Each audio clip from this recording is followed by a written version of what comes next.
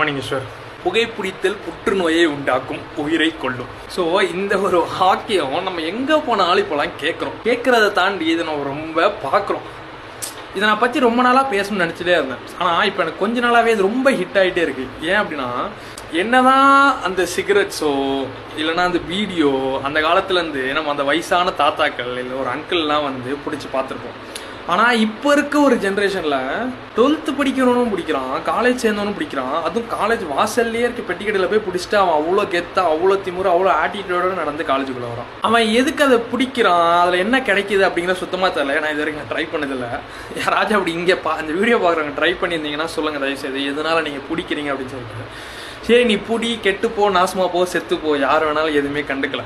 ஆனால் பிடிக்கிறவன் என்ன பண்ணுறீங்க இப்போலாம், அது ஒரு கெத்து, அது ஒரு ஸ்டைல்னு நினச்சிட்டு எல்லா பப்ளிக் பிளேஸ்லேயும் லைக் நான் ஒரு 100 பேரை கிராஸ் பண்ணுறேன் அப்படின்னா மினிமம் அதில் ஒரு 50 பேர் வண்டியில் போகும்போது சிகரெட் பிடிக்கிறான், வண்டி ஓட்டிகிட்டே இருக்கும்போது சிகரெட் பிடிக்கிறான், கார் ஓட்டும்போது சிகரெட் பிடிக்கிறான், நின்று ஒரு பார்க்கில் வாக்கிங் போயிட்டு இருந்தால் அங்கே இடத்துல நின்று ஒருத்தன் சிகரெட் பிடிக்கிறான், ஷாப்பிங் காம்ப்ளெக்ஸ் வெளியே ஒரு குழந்தையோட அம்மான்னு இருந்தால் அது பக்கத்தில் ஒருத்தன் சிகரெட் பிடிக்கிறான்.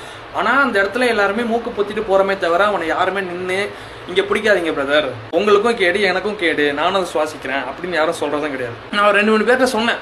2-3 பேர் சாரி தம்பி அப்படின்னு சொல்லிட்டு போனாங்க. 2-3 பேர் அந்த ஒரு திமிரு தெனாவெட்டில் தான் வந்துட்டு நான் இப்படி தாண்டா இருப்பேன், மூட்டு போடா, உனக்கு என்னடா, ஏன் ரோட்ரா அப்படின்னு சொல்லிட்டு தர்றவன் தான் இருக்கிறான். இதை எப்படி நிறுத்தணும், இல்லை இதுக்குன்னு ஒரு ரூல்ஸ் அண்ட் ரெகுலேஷன்ஸ்லாம் போடணுமா எனக்கு சுத்தமாக தெரில. எனக்கு அது வந்து எங்கே வந்து ரொம்ப ரொம்ப கவலையாக இருக்குது அப்படின்னா, என்னதான் வந்து நம்ம இந்த ஒரு லைக் என்விரான்மெண்ட்டை பாதுகாத்தாலோ, ஏதோ ஒரு வகையில் ஹார்ட் பேஷண்ட்டோ, ஏதோ ஒரு வகையில் லங்ஸை பாதித்த ஒரு பெரியவரோ இல்லைனா சின்ன குழந்தைகளோ எவனோ அவனோட போதைக்கு அவனோட ஒரு டென்ஷனை குறைக்கிறதுக்குன்னே வச்சுக்கோமே, அதுக்கு அவன் எடுத்துக்கிற அந்த ஒரு ஸ்மோக்கிங் இவங்களை வந்து அவனோட லைஃப் டைமே ரொம்ப ரொம்ப குறைக்குது. ஸோ இது வந்து மெடிக்கலி ப்ரூவன் ஒரு திங். ஸோ தயவுசெய்து நீங்கள் அப்படி யாராச்சும் பார்க்குறீங்க, கண்டிப்பாக பார்க்குறீங்கன்னா நியூஸில் சொன்னாலோ இல்லை வந்து ரூல்ஸ் போட்டாலோ எவனும் கேட்குற மாதிரி தெரில.